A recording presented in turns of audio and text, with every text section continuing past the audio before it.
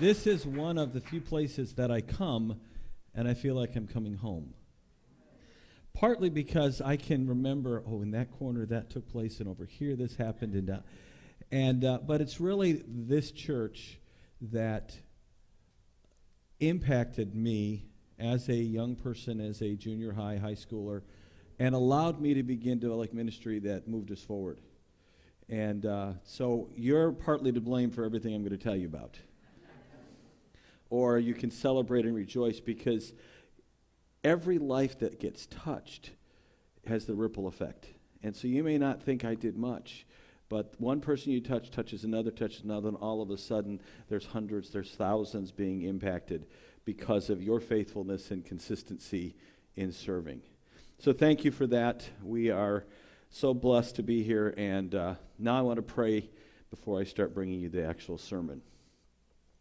Father, I pray in Jesus' name that you would minister to us, you'd meet with us, and that you would speak to each person here regardless of what I say, so that when they leave here, they have a better understanding of who you are, who they are, and what together you want to accomplish. We pray this in Jesus' name. Amen. The sermon for today is entitled, Remembering the Poor. Now, I know some of you will probably roll your eyes and go, oh no, not another sermon talking about helping the poor. Well, yes and no, because I never do a normal sermon. I don't do anything that way. I'd like you to take a look in Galatians chapter 2, specifically verse 10, but we'll get a little bit of a running start starting at verse 9. Is it going to be on the screen or not? Does it have to be? Okay, there it is. Now, a little background. This is the story of Paul talking about his life when he got saved and then eventually went to Jerusalem and met with the ruling church there and all of those details. And then it says this, when James, Cephas, and John recognized as pillars, acknowledged the grace that God had been given to me, they gave me the right hand of fellowship. They gave the right hand of fellowship to me and Barnabas, agreeing that we should go to the Gentiles and to the circumcised. They asked only that we would remember the poor, which I made every effort to do. So that's this verse I want us to think about for a moment, because there's several things in it. It says, they requested only that we remember the poor, the very thing that I was also eager to do. Now, let me ask you this. When you think about the poor, does that cause you to become eager? For most people, it's, okay, we got to do something, so let's do it. But in this particular case, Paul says, hey, that's the one thing, or one of the things I was wanting to do. I was wanting to engage. I was wanting to be a part of. So let's think back or look back and say, why? And I have a question because I always have questions about what I read. It says, why was the poor mentioned here? Why not the sick? Why not the possessed? Why not those in prison? Why was the poor mentioned? I'd like us to get a glimpse of Jesus' teaching on the poor as a way to create a foundation for this. There's the story of the rich young ruler where he said he'd kept the commandments outwardly but depended on that behavior more than his trust in God. And so the following is said in Mark chapter 10. By the way, I'm going to read a lot of scripture. You don't have to look it up. If you want to catch it later, I'll send you a copy of the sermon and notes, okay? But in this one, it said, Jesus looked at him and he felt love for him and said, you lack one thing. You lack one thing. Go sell whatever you have, give the money to the poor, and then you will have treasure in heaven. Then come, follow me. Jesus was not looking for rituals. He wasn't looking for outward behavior. He wasn't looking for people that would just go through the motions. He was looking for a changed heart. In Luke 11:41, Jesus says, or it says this, but give from your heart to those in need, and then everything will be clean for you. But woe to the Pharisees, you give a tenth of your mint and rue and herbs, yet you neglect justice and love for God. You should have done these things without neglecting the others. We are to love God, serve God, but we're also to give to the poor. We're to serve the poor in some capacity. Jesus wanting to reach all those in need. In fact, Jesus says it's a job on this side of heaven that will never end. Now, don't most of you, when you start doing something, think, okay, if we get all this in place, we get it all done, we'll eventually win. It will become victorious over this. This is one of our assignments as followers of Christ, that we will see victories, but the war will not be won this side of heaven. Jesus said, the poor you will always have with you. Jesus said that especially when the disciples and others were complaining because the woman came and broke the expensive oil and anointed his head and then washed his feet. And they said, we could have sold that for a year's salary. It's a pragmatic, analytical person says that. And then given the money to the poor. Well, the interesting thing is they really didn't want to give the money to the poor, but it sounded religious to do that. They wanted the money so they could have it for whatever they wanted to do with it.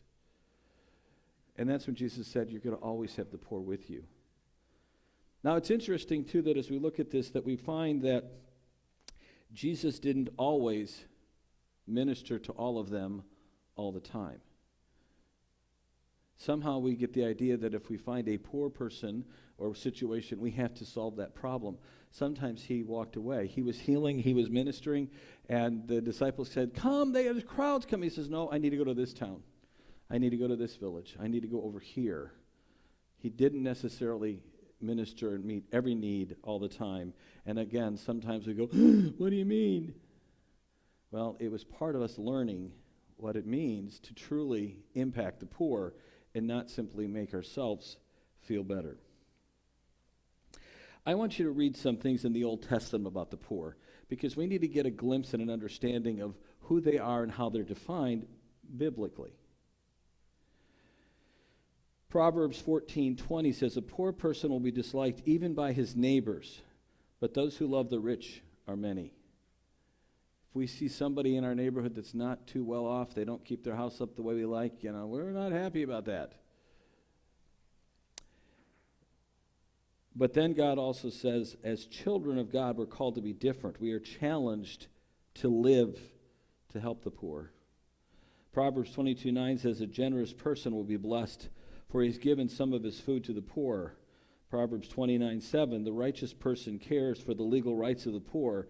The wicked person does not understand such knowledge. Proverbs 21:13 says, the person who shuts his ears to the cry of the poor, he too will cry out and will not get an answer. Psalms 42 says, and God stands in the assembly of in the midst of the gods he renders judgment to the wicked. Defend the cause of the poor and the fatherless. Vindicate the oppressed and the suffering. Rescue the poor and needy. Deliver them from the power of the wicked. There's also blessings that come to those biblically that serve the poor. Proverbs 28:27 says, the one who gives to the poor will not lack, but those who shut his eyes to them will receive many curses.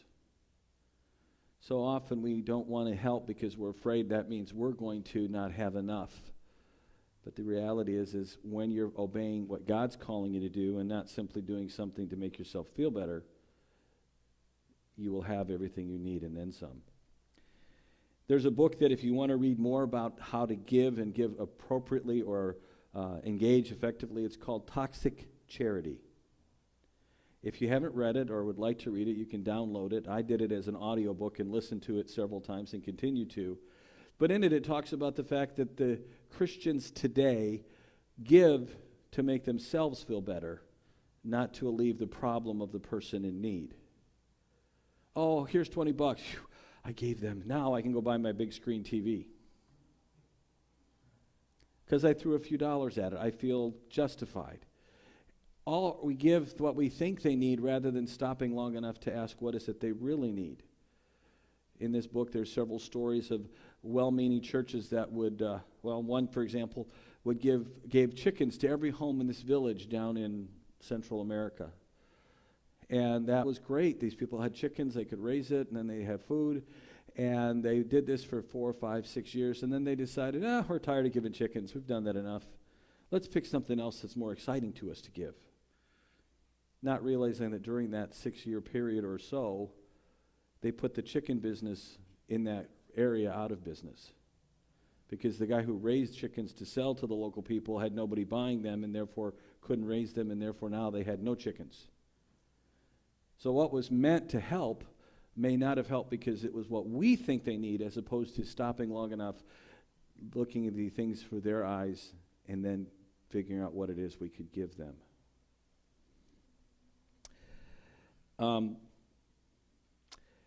Diane and I, as you know, have been in Bulgaria. By the way, we're still in Bulgaria about 3 months out of the year. That's our plan. With COVID, we haven't been able to get back because we still have company there. We still have people that we're serving that are poor and trying to help them generate income.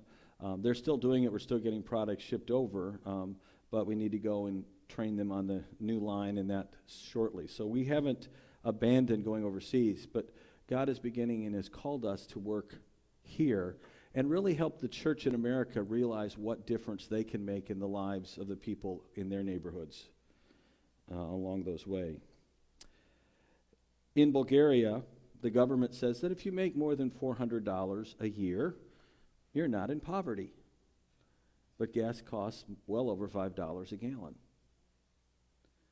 When you figure out what the other prices cost, that's part of the reason why you generally have multiple generations living in the same house, is because they can't afford their own house. They pool their resources to make it work. And so even though they have this pretense of being well off, in reality they still struggle.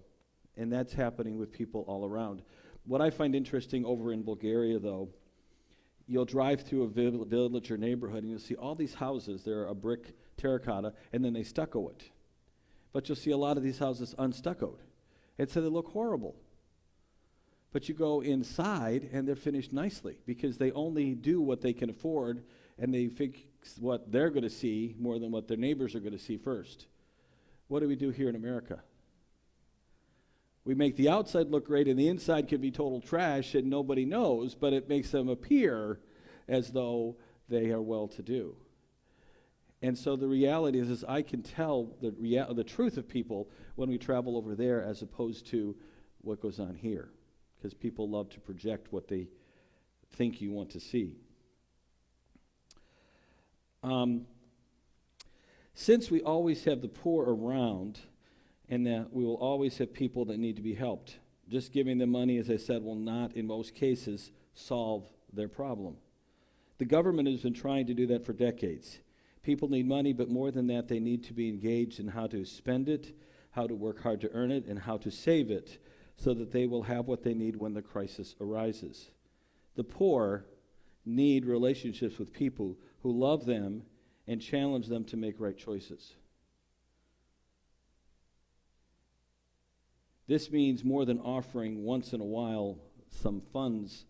This means giving your time, talents, and skills to help the poor on a consistent basis. And here's a statement that if you remember nothing else, remember this. It is not the government's job to help the poor. It's the church's job. No matter how many welfare programs, no matter how many situations, that doesn't negate the church's responsibility to care for the poor. You know, we can actually do it better. In fact, I would say that if every church that believes in the gospel in America would serve 3 or 4 poor families or individuals in their communities, there would be no need for welfare. There would be no need for the government programmings. And the people would be better off. The people would have better support, and they would function, and we'd see a lot of other issues go down, like crime and unwedded families and so forth. So what do I mean? How does the church, how do we as individuals go about serving the poor? I'm going to give you 4 quick steps. First is look for the needy in and around you. They are nearby. When we opened our store about a year ago in downtown Jackson, we opened it in an old hotel that's been converted to low-income senior housing. And most of these are individuals that live by themselves. There's not a husband and wife. They're on their own. And they have 1-bedroom apartments, so they're not anybody in their apartment. So during the spring, summer, and fall, they're down front of our store all the time. I call them my Walmart greeting team because they're all older and they know what's going on. In fact, they're better than any security officer I could ever hire because they know what's in the windows because they look at it every day. If I move something, they tell me, oh, you moved that. Oh, you noticed. Okay, I don't need to worry about security. But I also greet them and I talk to them. And it's nothing major. Hello, how are you today? Sometimes they're sitting in a circle. I said, oh, I see the board is meeting today. Have you solved the world's problems yet? And they say, yeah. I said, anybody listening? They said, no. I said, I was hoping today would be the day. It's a little bit of bantering. It's a little bit of connection. But then sometimes we've been out and I will see one of them and I'll say, hi, how you doing today? And they'll say, not so good. And I'll say, what do you mean? Tell me about it. In 1 week, I had 3 encounters that were like this. Someone in their immediate family had passed away. And they didn't know how to get to the funeral, or they didn't know how things were going to work out, or they didn't know anything. And I said, can I pray for you? And I stopped on the street and had a 2-minute prayer. And then I'd follow up the next day or so and find out how it was going, because there's not much I could do but pray. Well, out of those encounters, this last December, we decided we were going to have a Christmas gathering for them, and a number came. And this last week, we had our second gathering, which is the start of a Bible study, which is the beginning of a new church plant. Because there's 70 units in this apartment, and most of them are in wheelchairs and walkers and things they really can't get too far. So we're going to take the church to them. They're nearby. There's another building about a mile from our house that I drove by for years and didn't know what it was. It just said the Friendly House. I thought, oh, that's nice. They're happy. They're nice people. About a month ago, one of their executive directors spoke at the Rotary Club I am part of and told us about it's a home for elderly women who basically don't have enough to cover their living. They take whatever they get through their retirement or pension or Social Security, and then they give them $60 as a stipend, but they still have to raise thousands of dollars every month to cover the cost of these ladies' living environment. I had no idea it was in my town. So I said to the director afterwards, would anybody in your group be interested in sewing? And so now we go once a month and we take them projects of upcycled materials, which is why we asked for the things that some of you brought today, the wanted list of men's ties and shirts and different things. So for example, out of men's ties, we get 3 projects. We get a headband out of the middle. The smaller end is a nice bracelet with a bright button. And then the fat end at the end, this part, becomes a glass case or phone case. And so we have individuals that make these, and then we sell these, and we pay them the equivalent of $10 an hour. It's by piece, but that gives them a little more mad money, because $60 a month for incidentals is not a whole lot of money. We also partner with local churches, and we say, hey, do you know someone that's poor, or do you have a group, a recovery group, or maybe a women's center, or I don't know. You tell me what's in your neighborhoods. And we want to come alongside and do some coaching, counseling, and collaboration. And so one of our churches in the Jackson area we work with had a gal that they were working with who was a single mom. And so we started working with them, and she's now helping us make these heating and cooling pads. This is what the fabric's for. These were made out of recycled cherry pits. How many of you ever gotten one of those heating things you put in the microwave that's full of rice? Put it on where it's hot. Well, this works just like that, but you can also freeze these and make it cold, and you can put them in the washer and dryer when they get dirty, because the peach seeds are not going to dissolve like the rice will, or cherry seeds. I keep wanting to have a peach. That would be a little big and hurt. But this is being made by a gal named Jennifer that's part of one of the missional communities in one of the churches in the Jackson area that we partner with. And we're loving on her. We're teaching her some skills, but also letting her know that there are people that can help her as a single mom with 5 kids. We also work in Jackson with the homeless shelter. I don't know if there's anything like that here, but we go in once a month, a team I've got assembled, and we take old T-shirts and tennis balls and make chew toys for dogs. And here's the fun part of this.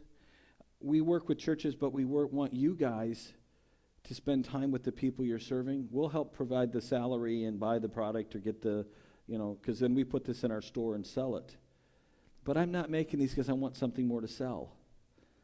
I'm making this because it gives me an opportunity to sit and listen to them tell me their story. If you sit down and ask someone to tell me, why are you homeless? They're not going to tell you a thing. But if they're weaving or they're braiding or whatever, and they start saying, oh yeah, I saw my grandson about a year ago and I haven't seen him since, and they go on to tell why they got there and how they got there, and they begin to share their needs, and all of a sudden they go, my goodness, I keep hearing the same thing over and again. Why isn't there somebody that's serving and ministering to these people in this way? And they're all around us. They're in your neighborhoods. They're in your village. They're in this area. If you'll begin to think about going to them instead of trying to get them to come to you, you can make a profound difference for the kingdom. One other thing I'll show you the homeless make for us is these are fire starters made out of pine cones, twine, and old candles. We take the old candles, melt them down, take twine, wrap around the pine cone, and then dip them in several times. And when you want to go start your fireplace, fire pit, or campfire, light this, put the kindling on, and your fire will start every time. So everything that we have these people do is also recyclable. So we're thinking about the earth. We're thinking about things that are beneficial all the way around. Because as followers of Christ, his lordship in our lives needs to be holistic. Because he's interested in more than your eternal salvation. He's interested in your here and now. In fact, you don't believe me? Read the Gospels again, and this time look for what Jesus did, not what he said. Look where he went. Look what is described. For example, sometimes they say, I had to go through Samaria. When every other Jew avoided Samaria. But he had to go through Samaria. Why? And then look at what he did. He met the woman at the well. A woman. Guys weren't supposed to talk to women, not unless they were in their family. A Samaritan, ethnically different. I mean, there are so many issues that Jesus tackles by demonstrating that because I have to go through Samaria. Or look at Zach. Hey, I'm going to your house for lunch. Doesn't sound too spiritual to me. But yet it turned into a very spiritual encounter over time. And I could tell you a story. You could look at story after story. They don't end. So first thing is look for those around you. 2, figure out what they might need. Is it food, job training, child care, employment? And then figure out, is there something we could do to make that happen? Now, by the way, none of the people that make these things that we give them money, it's a full-time job. It's supplemental income. It's to provide them some additional assistance. But it also creates in them this sense that I did something. I am valuable. I made something that someone else might want. I was paid for it. And that goes a long way at changing someone's ego and mindset and perspective on life. And we all have the opportunity to make that happen by taking the time. Number 3, determine what you and those around you could do to address the needs that you've identified. And the 4th thing is do it. There are so many people that address things, they look around, they make plans, and then they just sit on the shelf. If you don't do it, the other 3 steps mean nothing. And so that's why I'm constantly looking for opportunities. I don't find them coming to me.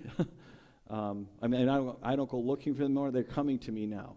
I'll be out, someone tells me something, and all of a sudden it's like, oh, you got to talk to that person. You got to go there and see what you can do. We're working with another ministry in Jackson that's coming out of the Spring Arbor Set Free movement, and it's called My Place. And this is a home for girls that have aged out of the orphanage system or the foster care system. At 18, the government no longer pays them. The people don't want them. They're left to go on their own. Where do they go? They have no job training. They have no skills. They have no money. They have no car. They have much of nothing. And so the Spring Arbor group figured out through research what was needed in that community, and they're working forward. And so we're going to begin developing livelihood programs with some of those girls that are in that home to give them some skill training. We're getting ready to, hopefully, you can pray about this, partnering with another organization that is buying a school in Jackson. And they're wanting to have a low-income child care center, and then they're going to rent other parts of the school to other nonprofits. And we've arranged for a certain wing. and we want to set up a wood shop training center. We want to set up a general training and clinic. And by the way, it's 4 blocks from the homeless shelter. So these people can walk and get there and get some training. I have a group of retired handymen in Spring Arbor that love woodworking, and we've gotten in touch with them, and we were talking about what would it require to do a wood shop, and they made a list of all the tools and what it would cost to get this done. And as this group that was brainstorming was sitting around, the one guy goes, well, I have 3 of those, he can have one of mine, and I got 2 of those, and we got all the equipment needed to start the wood shop from the extras that these guys had laying around because they bought a new one because they wanted the newest feature or they wanted whatever. So when I start getting ideas and dreams, I don't think it's impossible. I just sit back and say, well, Lord, when are you going to make it happen? Because he can do anything if we are open, if we're willing, if we will take that step and say, what can I do now to impact the people around me? You know, it's great to deal with missions overseas, and I still do. We're still going to be involved. But it starts in our backyard. And the poor are all around us, and the poor will always be with us. And so that means we have job security because there's always something we can do to engage them in the process. I mentioned the Read workshops. We do consultations.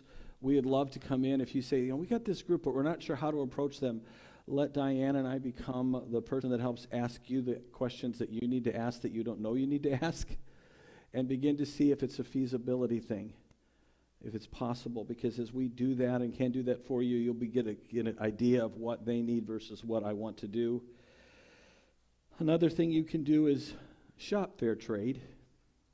What do I mean by that? Well, a lot of things are pretty cheap, and you have to ask yourself the question, why is this cheap? Well, it's only cheap because of one of 3 reasons. It's overstock, and the supplier wants to get rid of it because it's taking up too much space on their shelf. 2, it's similar to that, but it's the old model, and they don't want them anymore, and so they're getting rid of them. Or 3, somewhere in the supply chain situation, somebody was abused in producing that product. And begin to ask yourself the question, would I want my son or daughter not to get paid? I mean, in Bulgaria, the fabric makers there, the clothing manufacturers, by the way, a lot of the stuff you buy that says made in Greece and other places is probably made in Bulgaria. They just don't put the right label in it. But they'll pay them for 8 to 10 hours of work, $20 for the day. They're not making enough, but somewhere along the line they're getting cheated. So when we pay we'll pay the equivalent of 4 levas, so they would make somewhere around 40 leva a day or $40 a day working with what we do. Everybody wants to work for me. I just can't afford to hire everybody that wants to work for us. But we pay them a fair wage for what they're doing because they are worth it. So begin to figure out, where are you getting fair wage items? Where is fair trade taking place? A lot of stores online, I can tell you more about it, but do that. The last thing that you can do if you want to help us, and that would be investing in our development fund. That's because every time we start a group, the people that make these are paid when they make them, not when I sell them. So that means I have to have resources up front to buy materials if we have to buy stuff, pay them up front and process them and get them in our inventory. So, when we start a new group, we're looking anywhere from $1,000 to $3,000 startup costs. And so if you're at all interested in that, or creating a fund that you can use as the startup cost to do something here, there needs to be those resources. And it needs to be figured out ahead of time and not, pass the hat. Oh, we have this project coming up Tuesday. We need about, $150. No, you need to figure it out ahead of time so that it continues to work and go on in the process. Now, one of the other things that you need to do when working with the poor is you can't let them stay where they're at. It's not loving them if you simply give them food and then ignore why they need food.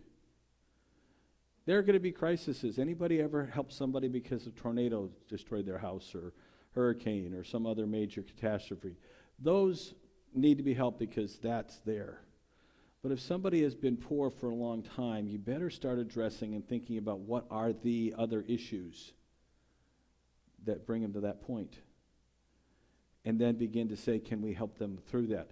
Scripture is very clear about poverty and why people are. In Proverbs 21:25, it says, what the sluggard desires will kill him, for his hands have refused to work. In Proverbs 12:24, it says, the diligent person will rule, but the sloth will be put to forced labor. Proverbs 10:4 says, the one who is lazy becomes poor, but the one who works diligently becomes wealthy. Proverbs 13:4 says, the appetite of the sluggard craves, but gets nothing, but the desire of the diligent will be abundantly satisfied. Proverbs 19:15, laziness brings on deep sleep. The idle person will go hungry. Ecclesiastes 10:18, because of laziness the roof caves in, because the idle hands of the house leaks. Proverbs 20:24, the sluggard will not plow during the planting season, so the harvest time he asks for grain but has nothing. The sluggard is wiser in his own opinion than 7 people who respond with good sense. At some point we need to help, but then at some point we need to say, wait a minute. You need to start doing this. You need to engage in this. How many parents have ever, had to discipline their children and it hurt you to death because they made a choice that meant you had to give consequence you really didn't want to give, but they weren't going to learn if they didn't suffer that consequence? Maybe it was just me that did that kind of training with my kids. But the reality is at some point you've got to say, wait a minute, no. There's 2 individuals that come into our Jackson store frequently now. One, her name is Cindy. She's a homeless lady. By choice. Her brother lives in town, and when it gets really cold, she crashes on his couch, but most of the time she's out. She'll come in about once a day or 3 or 4 times in a week, usually just to get warm if it's cold or just to get cool if it's hot. But she tells us her story, she tells us what's going on, and she's losing it a little because the story is almost always the same. But we love on Cindy, and we try to help Cindy. The other day I was there, and I needed to run half a block up to grab a burger from the burger place because I was filling in for an employee that couldn't make it into work that day, but she was in there, and I'm going, oh, what am I going to do? So I said, Cindy, would you mind just watching the store for a couple minutes? I got to run up the street. And she said, okay, sure, because she was going to stay in there anyway to keep warm. And we don't have a lot of traffic, at least not on snowy days there. So I went up, came back, and had my lunch, and I went back to the break room, and then I came back, and I gave her $2. And I said, I want to thank you for helping me out, because I really needed someone to take a look at the store while I was away, and, here's $2. Don't expect this all the time, and she was, oh, thank you, thank you, thank you. When Cindy does get a little bit of money from time to time, I notice, because on my phone I can track what's being sold at our locations, and there's often a 35-cent chocolate bar. Now, we don't sell 35-cent chocolate bars. We have the mini bars, they're 3 for $1. So that'd be 33 cents. But I've made an arrangement with my manager. If Cindy wants to buy one, we'll sell it to her for 35 cents so that she can have a little treat once in a while. So when she gets a little money, she'll come in about once a week, and I'll see a 35-cent chocolate bar on the roster that day. There's another young man that comes in. I don't know his name. But he comes in and he's demanding money, he's demanding help, he's wanting, he's come in with stories, I've got cancer, I need cancer treatment, can you give me some money to help with my cancer treatment, I'm hungry. Now, I know all the resources in our town, and I try to get him connected, because if he's got cancer, he needs more than I can provide. But he doesn't want to do that. And when I suggest things, they kicked me out of there, they won't let me come in there. So the other day he comes in and he was wanting some money for food, and I said, no, but I'll give you some food. I've got an apple and some things back here. No, I don't want an apple, and walked out. Because he really didn't want food. He wanted money for his next fix. And sometimes you have to say no, or you have to help them with what they ask, and if they don't want what they ask for, then they really didn't want it, and you can't do much for them other than pray for them and love them when they come in. But sometimes you have to be tough.